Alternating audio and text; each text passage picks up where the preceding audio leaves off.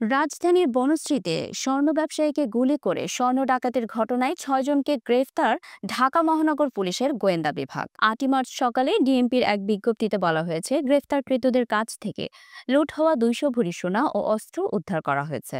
ডিএমপির deputy commissioner media and public relations Talibur Rahman স্বাক্ষরিত বিজ্ঞপ্তিতে আরও বলা হয়েছে, ডিএমপি কমিশনার শেখ মোহাম্মদ সাজ্জাদ আলী আজ বেলা ১২:১২টায় ডিএমপি মিডিয়া সেন্টারে এই বিষয়ে গণমাধ্যমকে ব্রিফ করবেন।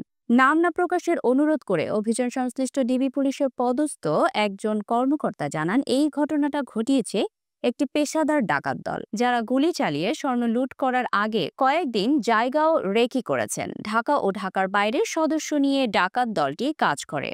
তাদের সবার নামে একাধিক মামলা রয়েছে। গত ২৩শে ফেব্রুয়ারি রাত 11:15টার দিকে বনশ্রী এলাকায় নিজ বাসার সামনে ওই স্বর্ণ ব্যবসায়ীকে গুলি ও ছুরির আঘাত করে সোনা ও টাকা ছিনিয়ে নেয় একদল সশস্ত্র দুর্বৃত্ত। ভুক্তভোগী আনোয়ার ইসলাম অলংকার জুয়েলার্সের মালিক। ওই সময় পুলিশ জানায়, দোকান বন্ধ করে বাড়ি ফেরার পথে তার ওপর হামলা হয়। ছিনতাইকারীরা তাকে লক্ষ্য করে একাধিক রাউন্ড গুলি করে। এর মধ্যে অন্তত একটি গুলি তার শরীরে আঘাত করে। এছাড়া তার পিঠে ও পায়ে ছুরির আঘাতে জখম করা হয়। রামপুরা থানার ভারপ্রাপ্ত কর্মকর্তা ওসি মোহাম্মদ আতাউর রহমান আকন্দ টিবিএসকে জানিয়েছিলেন, আনোয়ারুল প্রায় ২০০ ভরি সোনা ও নগদ লাখ টাকা নিয়ে বাড়ি ফিরছিলেন। একটি অজ্ঞাত দল প্রথমে আনোয়ারুল ইসলামের জিনিসপত্র ছিনিয়ে নেওয়ার চেষ্টা করে। তিনি প্রতিরোধ করলে লাল হেলমেট পরা এক ব্যক্তি তাকে গুলি করে।